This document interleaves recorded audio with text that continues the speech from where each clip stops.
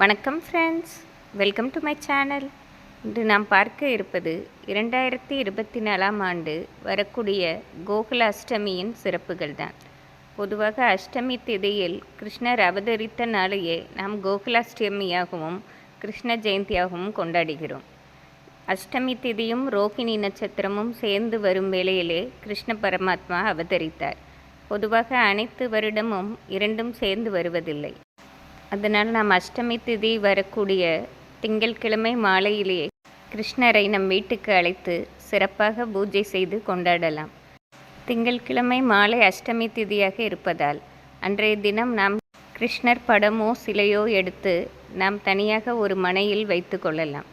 அல்லது பூஜை அறையிலே வைத்து வழிபட்டாலும் நாம் நன்றாக அதை சுத்தம் செய்து சந்தனம் பொட்டு வைத்து பூக்களால் அலங்கரித்து வைத்து கொள்ளலாம்.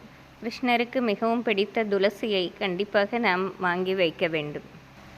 மேலும் கிருஷ்ணருக்கு பட்சணங்கள் மிகவும் பிடித்தமானதாக இருக்கும். சீடை, முறுக்கு, வெண்ணெய் கண்டிப்பாக கிருஷ்ணருக்கு நெய்வேத்தியமாக வைக்க வேண்டும். நாம் எல்லாம் தயார் செய்து வைத்துவிட்டு அரிசி மாவினால் நம் வீட்டு முற்றத்திலிருந்து கிருஷ்ணர் பாதம் வரைந்து நாம் கிருஷ்ணரை வைத்திருக்கும் இடம் வரை வைத்து வரைய வேண்டும். நாம் அரிசி மாவு வீட்டிலே அரைத்தும் எடுத்துக்கொள்ளலாம். அல்லது கடையில் வாங்கும் மாவினாலும் நாம் தண்ணீர் கரைத்து பாதம் வரைந்து கொள்ளலாம். நாம் கிருஷ்ணர் பாதம் போட்டு முடித்தவுடன் சந்தனமும் பொட்டும் பாதத்தில் கண்டிப்பாக வைக்க வேண்டும். இது மாலையில் இந்த பூஜை செய்வதே மிகவும் சிறப்பாகும். வீட்டில் சிறு குழந்தைகள் இருந்தால் இந்த கிருஷ்ணர் பாதம் மீது நடக்க வைத்து நாம் கூட்டி வரலாம். பொதுவாக கிருஷ்ண ஜெயந்தி கொண்டாடும் நோக்கமே குழந்தை பேறு இல்லாதவர்கள் விரைவில் அடுத்த வருடம் கண்ணனே அவர்களுக்கு குழந்தையாக பிறக்க வேண்டும் என்று மிகவும் மனமார்ந்து வேண்டி கொள்வார்கள். அதன்படியே கிருஷ்ண பரமாத்மாவின் அருளால் அவர்களுக்கு குழந்தை பேரும் கிடைத்துவிடும். நாம் எந்த ஒரு பூஜையும் மனதார வேண்டி செய்தோம் என்றால் கண்டிப்பாக பலன் கிடைக்கும்.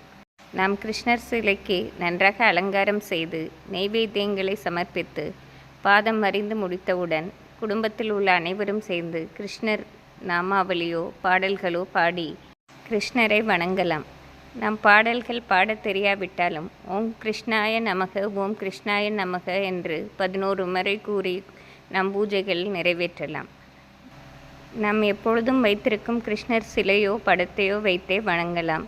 தேவைப்பட்டால் நாம் புதிதாக கிருஷ்ணர் சிலையும் வாங்கி வைத்து வணங்கலாம். பொதுவாக தவழும் நிலையில் உள்ள கிருஷ்ணர் சிலையை வைத்து வணங்குவதே மிகவும் ஏற்றம் தருவதாக இருக்கும்.